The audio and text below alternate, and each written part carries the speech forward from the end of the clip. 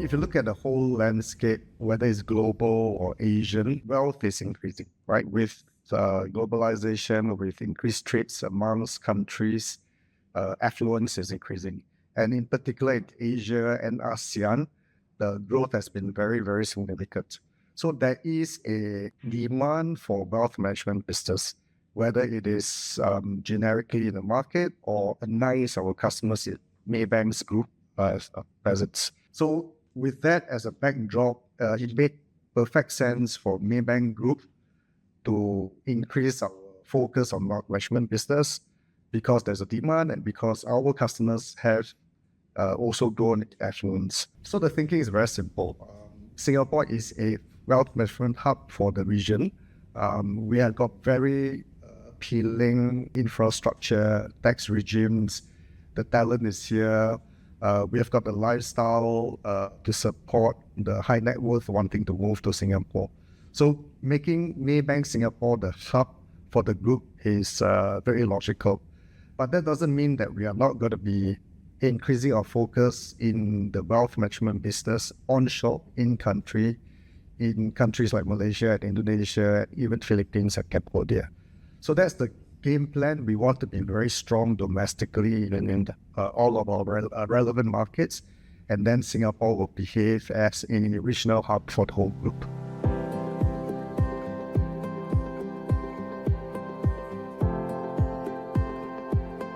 We look at what our customers want, right? I think wealth management customers want at least some of these following items. One, they want to have very comprehensive products and solutions. They want the banks to help them generate consistent positive returns. And obviously, they want the right level of service. So we're very clear in our mind at Maybank that these are the key deliverables that we need to give to our customers. So we build our platform based on that, right? So obviously, having a strong IT platform will support a very comprehensive suite of products. Then the people part is very important because I still believe that banking and specifically wealth management is still pretty much a people business. We need technology, but it is the people who drive the ideas and the people who are interacting firsthand with the customers. So having good people of the right skill set, not just hard technical skill set, but also the soft skill, extremely important. And then you bring all this together and you cultivate and build a service culture that will set us apart from the next bank. I think that's the winning formula. So to my earlier point, I think people is critical to any business. I think in wealth management in particular. So attracting talent in a very competitive landscape is not the easiest thing to do. And even if you can attract them, retaining the talent is equally important. But I think we've done well in attracting external talent while building up the capabilities of staff who have been with us for a long time. We believe in nurturing internal talent, but when we sell the vision well and we have a cohesive, coherent strategy to grow this business, there are no shortage of talent externally who would love to come and join us. And we've made some fairly significant hires from bigger wealth management players in the industry, not just in Singapore, but across the region as well. Humanizing financial services kind of encapsulates everything that we do. But specifically, if you look at our mission statement for M25+, it's to be a values-driven platform with a bionic workforce that can help us humanize financial services. I think within the term, if you double click on the term values-driven platform, it's about doing the right thing by our customers and by our stakeholders. It's also about generating economic value for everybody. And obviously, to do all this, we need to have a very strong workforce, people with the right values, as well as the right tools to serve our customers well. So I do see wealth management being to play a very important and critical part in the group's M25 strategy in achieving this objective. Going back to my earlier point about Singapore being a financial hub for the region, with a very conducive investment and lifestyle environment, it does make sense for the group to leverage on Singapore's position. So the plan for Maybank Singapore is to contribute towards a larger percentage of the group's profit out of Singapore, That's one. And to do that, Singapore will be the regional hub for the group in various business lines like wealth management, trade finance, and even sustainable finance.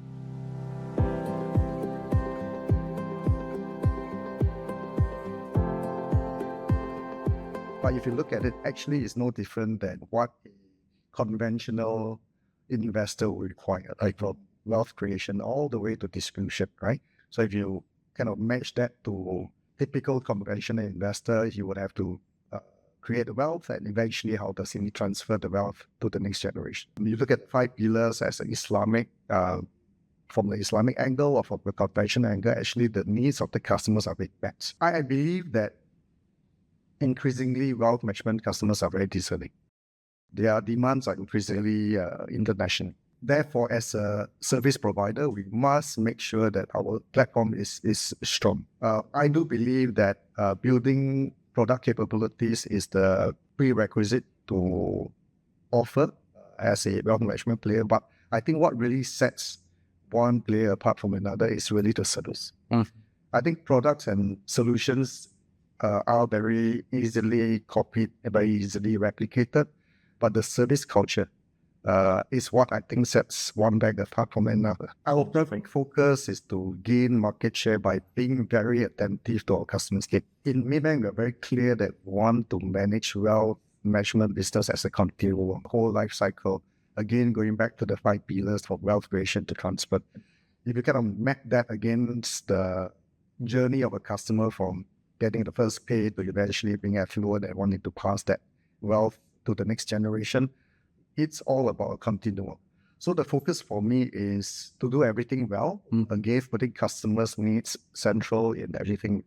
So we want to start banking our customers when they get their first pay, and then grow with them, and eventually upgrade them all the way up to the private wealth segment, the high segment. And it's not just the customers that we are doing this with, right? It's also our staff. Many of our staff are with us for a long time, and they join us at a lower level, and then we help them through their competency, their maturity, their experience, and then upgrade them along the way up to the higher segments of wealth management. So historically, I think Asian investors love to own hard asset real estate. I think it's safe to say that Asians and Chinese and Indians, we still save close to 13-35% of our disposable income. But I think there's a increasing trend for investors to want to invest in liquid assets, whether it is in the stocks or the bond market, and then increasingly looking at alternatives like private markets, as well as entrusting professional managers to manage their wealth through DPM, discretionary portfolio management. So I think that's the trend. I think customers will always be looking for opportunities, not just in the nearshore, but anywhere that presents opportunities. So our job is really to avail the entire group's capabilities to our customers, and where we require additional services or products, very, very open to work with external third parties so that what we deliver to our customers will serve their needs holistically. I think servicing family offices, whether single or multiple, and external asset management is firmly on our radar. That's something that we will do. We've been doing that for the last few years already. I think, again, this is in response to what our customers want, right? As wealth increases, as customers become busier with their own life, I think working with their POAs or the customer's ultimate wealth need is definitely something that we want to do even more of. And this is not just in Singapore. If you listen to development in Malaysia, I think there's also an intent in Malaysia to develop the EA family office business.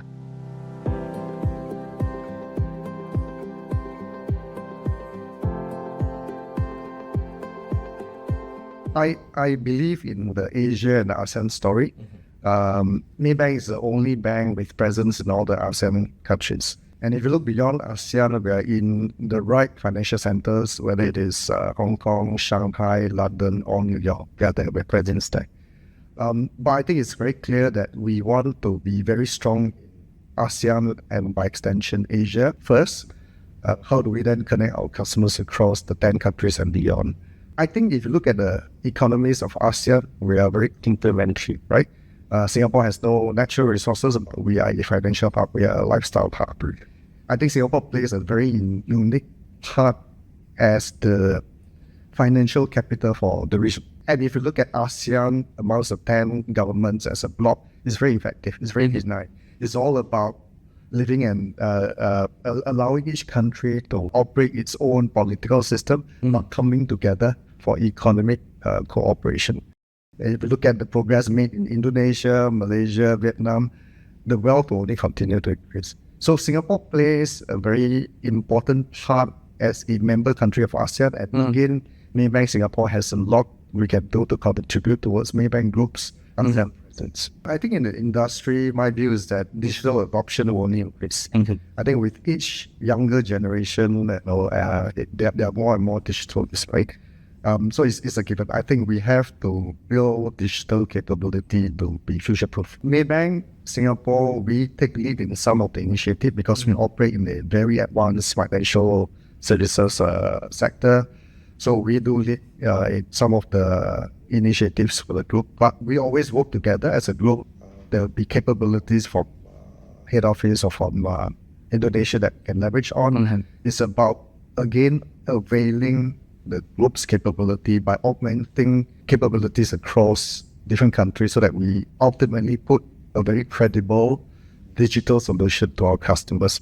So the latest thing we did was a goal-based investing platform where customers can use it to plan how much they need to invest or save to reach a particular financial goal.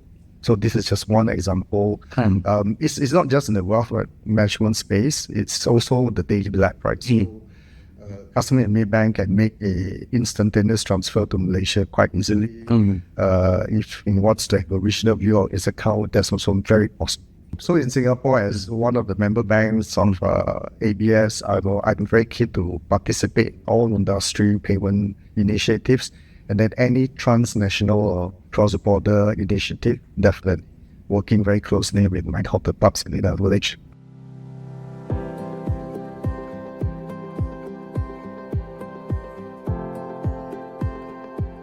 Personally, for me, it's been a very enriching 6 months. I'm learning a lot, and I'm hoping that I'm also making improvements to the franchise in Singapore. My objective is really to execute the group's strategy and vision for Maybank Singapore and be a very strong partner with my counterparts and the other CEOs to the other countries to also make sure that domestically Maybank increases our contribution towards the group's profit as well, but ultimately wanting to serve our customers very well and operating Singapore as a regional hub for those businesses that we mentioned earlier.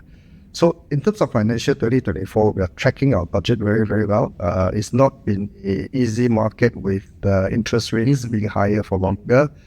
We do see some additional stress amongst the borrowers, but notwithstanding that, everything is well controlled. We are tracking the target quite well. I think the vision for Singapore is really, to the earlier point about making Singapore play a very strong part in not just our domestic market, but also as a regional hub for the group, and hopefully contribute towards a bigger percentage of the group's profit in a few years. Transfer of wealth, whether it's cross-border or across generations. The other one is new asset class. So again, with our footprint in all the right countries and wanting to play a very strong ASEAN game plan, obviously the mandate for me is to how do we help our customers across the region better diversify their wealth, right? Even without geopolitical or geoeconomic risks, I think it's human nature to want to diversify, whether it's across into another market or to another asset class. Therefore, the new age asset class, whether it's a digital asset or tokenized asset, is something that we will study very closely. Personally, I believe in tokenizing asset because I think it's more secure. It is still debatable whether cryptocurrencies will be legal tender in the wider sense of the word, but until we know that that's stable enough, you always review. I think tokenizing asset, accepting tokenized asset and facilitating customers' need to invest in tokenized asset is something that we definitely explore. I think with cryptocurrency is something that we need to review more closely. The last thing we want, true to the spirit of being a values-driven, ethical investing service provider, we want to make sure that whatever we avail on our platform can stand the test.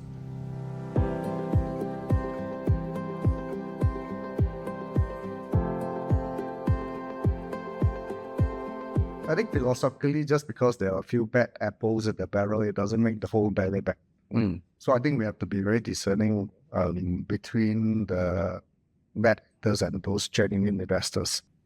I think internally in Maybank, we operate on a long-term basis, right? I think we mustn't short-term in demanding that our revenue generators or RMs throw caution to the wind and onboard dodgy investors. So I think it's about setting the right KPIs long-term. It's having the right framework to make sure that all the onboarding is reviewed carefully. There will never be pressure to onboard somebody just because there's huge revenue opportunity, but potentially a risk to the bank. As to how I think the industry should operate, I'm hoping that it can be more collaborated. It can be more a whole of country approach. Right? It's not just the banks that have to do due diligence at KYC. I think it's the other agencies and the other organizations. I think Maybank as a group has been walking down this path of CSR and ESG for many, many years now. So as of now, we do have got 4 key focuses. One is to extend sustainable finance to our customers. 2 is to help as many underprivileged households as possible. 3, to be carbon neutral. And 4, to promote voluntarism, right? So Maybank Singapore also have our own country-specific targets on these 4 pillars. Personally, I do believe that we have to play our part. I think, especially bankers and most Singaporeans who are very blessed. We live in a very stable and sound and very safe environment. Our affluence is healthy. There are many people who need our help. I think it's important for all of us to pay it forward. Okay. So personally, I do try to lead by example. I'm encouraging all my colleagues to have that view, that mindset that we can help. Every person that we can help is will only go, a lot to help the society at large. So Maybank Singapore sets a target of 60 hours of volunteerism amongst the 2,700 staff. But last year we exceeded. We actually clocked in 100,000. And this is not just a bank-led initiative. Maybank Singapore, again, is very happy to participate in industry-led events. So last weekend, there was the ABS community give back. So I would say collective together with the other CEOs and helping the underprivileged families to some of the necessary goods that they might have trouble buying of their own. The more stakeholders we can bring on board on this journey, the better, right? So it's not just the staff. All the customers that we touch, we can encourage them to come onto this journey as well. There are many customers from whom we can actually learn how to even do this better. One of the initiatives that we are particularly proud of in Singapore is the Maybank Momentum Grant. And so we work with Maturity Trust, and the fund is essentially something that we avail to startup entrepreneurs for them to hopefully become commercially viable. And when they are commercially viable, they will then donate back towards this fund. So it is not just fishing for them. We are teaching them how to fish and when they have surplus fish in the future, to contribute to that. So this is one way of working with our customers.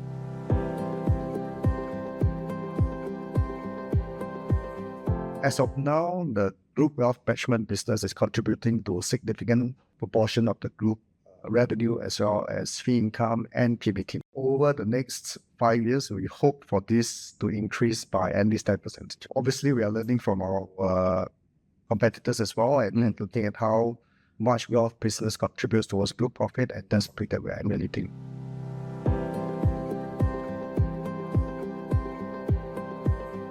I think the challenges Maybank faces is not just unique to us. I think it is an industry phenomenon. Right? I think the 2 biggest challenges all of us face is increased regulatory requirement and talent management, right? Whether it's attracting talent or retaining.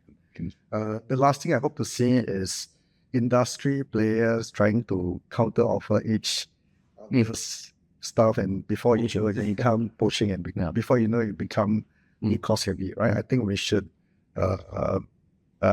respect each other's stuff and don't overpay for talent unnecessarily.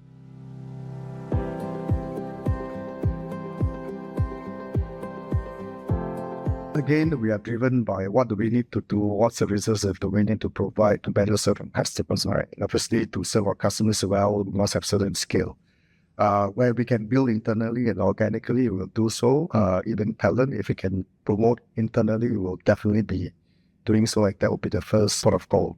But where we think we need to move faster by partnering or acquiring is all on the table.